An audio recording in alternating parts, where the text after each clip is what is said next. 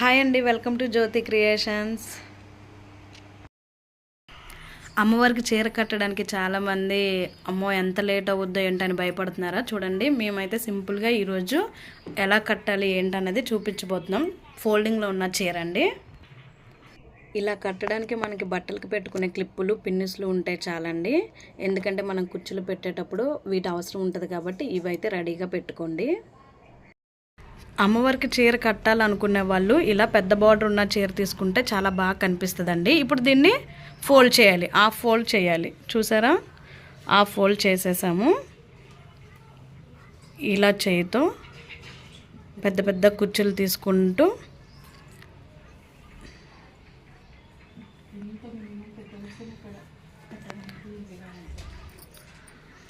అలా చేయితో మొత్తం మనం చీర కుచ్చులు పెట్టుకుంటాం కదా అలా. కానీ చీరని మాత్రం ఫోల్డ్ చేసుకుంటే చాలా బాగా కనిపిస్తుందండి.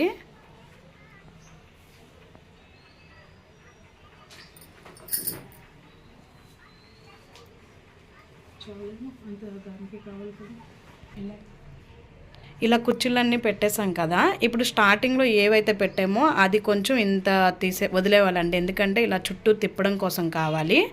మిగిలినవన్నీ కూడా లైన్గా పెట్టుకొని అక్కడ ఒక పిన్నిస్ పెట్టుకోవాలి.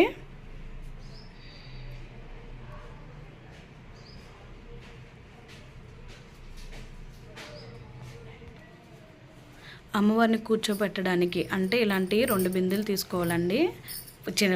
ఫస్ట్ పెట్టింది కొంచెం పెద్దది, దానికన్నా కొంచెం చిన్నది తీసుకొని మీ దగ్గర ఇలా స్టిక్ ఉంటే కనుక అలా స్టిక్ పెట్టుకోండి.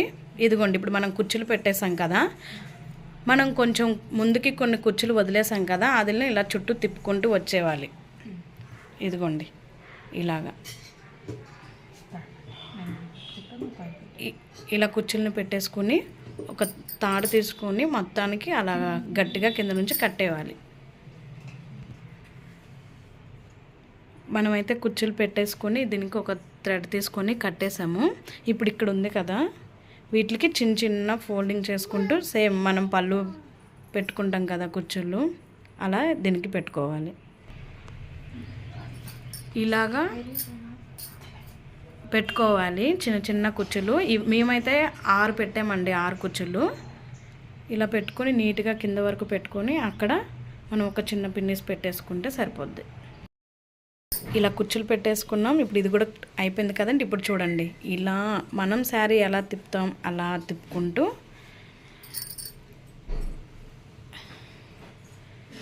ఇలా కొంచెం ముందుకు వేసేస్తే అయిపోయింది. అదిగోండి, ఇప్పుడు పైన అమ్మవారి ముఖం ఇప్పుడు పెట్టి చూపిస్తాను నేను. ఇప్పుడు మనది ఉంటుంది కదండి, ఇప్పుడు మన అమ్మవారిని కొబ్బరికాయకి పెట్టేసి అమ్మవారి ఫోటోని అలా రెడీ చేసుకొని పెట్టుకోవాలి. అంతే, సింపుల్. ఇప్పుడు కొంచెం అమ్మవారికి పువ్వులు అవి అలంకరణ చేసుకుంటే సరిపోయిద్ది. అమ్మవారి ముఖం విషయంలో మీకు ఒక చిన్న విషయం చెప్పాలనుకుంటున్నానండి. చీర కట్టుకుని మనం నీట్గా రెడీ చేస్తే ఎంత లేదన్నా కొంచెం ఇంత ఎత్తులో కనిపిస్తుంది కదా. మనం ఇప్పుడు 2 బిందులు పెట్టామా కింద, దాన్ని అంతకి కావాలి అంటే చాలామంది ఇప్పుడు షాప్కి వెళ్ళి వెండిది తీసుకొస్తున్నారు ముఖం. అది చిన్న ఫేస్ అవుతుంది కాబట్టి చీర కట్టేటప్పుడు ఆ చిన్న ఫేస్ అమ్మవారిది సూట్ కావట్లేదండి. అందుకనే మీరు చిన్న ముఖం పెట్టకండి. ఇలా ఇత్తడివి కూడా దొరుకుతున్నాయండి, ట్రై చేయండి. చీర కట్టేటప్పుడు అమ్మవారి ఫేసు ఆ చీరకు తగ్గట్టు కనిపిస్తే చాలా అందంగా కనిపిస్తుంది. నేను మళ్ళీ ఇది కూడా తీసుకున్నానండి, ఎందుకంటే నేను కూడా ఫస్ట్ ఇలా చిన్నదే ముఖం ఉన్న అమ్మవారిని తీసుకున్నాను వెండిది. కాకపోతే ఇంత చీర అంతా కడుతున్నాను, కింద నుంచి పై వరకు చాలా బాగుంది. కానీ పైన ఫేస్ పెట్టేసరికి ఏంటంటే ఆ ముఖానికి చీరకి అస్సలు మ్యాచ్ అవ్వట్లేదు. అందుకనే నేను మళ్ళీ ఇది తీసుకున్నాను. ఏంటంటే మనం రెడీ చేసి ఉంటే సాక్షాత్ అమ్మవారిలా కనిపించాలి కాబట్టి ఇలా ఉన్నదానికి ఇలాంటి ఫేసే సెట్ అవుతుంది. ఇలా చీరతో కట్టిన దానికి ఇలా ఇత్తడి ఫేస్ నేను మళ్ళీ పెద్దది తీసుకున్నాను. అలా ఇది ఏంటంటే బ్లౌజ్ పీస్తో కొంచెం చిన్నగా చేస్తారు కదండి, అప్పుడు ఒక్క ముంత మీద సరిపోతుంది. అంటే కొబ్బరికాయకి పెట్టేస్తుంటే నేను ఆ ఫేస్ సరిపోతుంది. కానీ చీర కట్టేటప్పుడు మాత్రం ఇలా పెడితే సరిపోవట్లేదు కాబట్టి నేను ఇత్తడిది కూడా తీసుకున్నానండి. ఫైనల్గా అయితే అమ్మవారిని అలంకరణ చేసేసాం చూడండి. మన దగ్గర ఉన్న జ్యువెలరీ అయినా ఇలా ఏదైనా వేసి ఇలా రెడీ చేసుకుంటే ఫైనల్గా అయితే ఇలా వచ్చింది. మేము సవరం కూడా పెట్టామండి, జడకు బిళ్ళలు ఉన్నాయి మా దగ్గర, అవి కూడా పెట్టాము. సింపుల్గా అయితే చాలా నీట్గా అయితే వచ్చింది ఈ వీడియో కనుక నచ్చితే లైక్ చేయండి, షేర్ చేయండి, కామెంట్ చేయండి. ఏమైనా తప్పులు ఉన్నా కూడా చెప్పండి. మాకు ఈజీగా ఉన్నదైతే మీకు తెలియజేయడం కోసం మేమైతే ఈరోజు ట్రై చేసాం.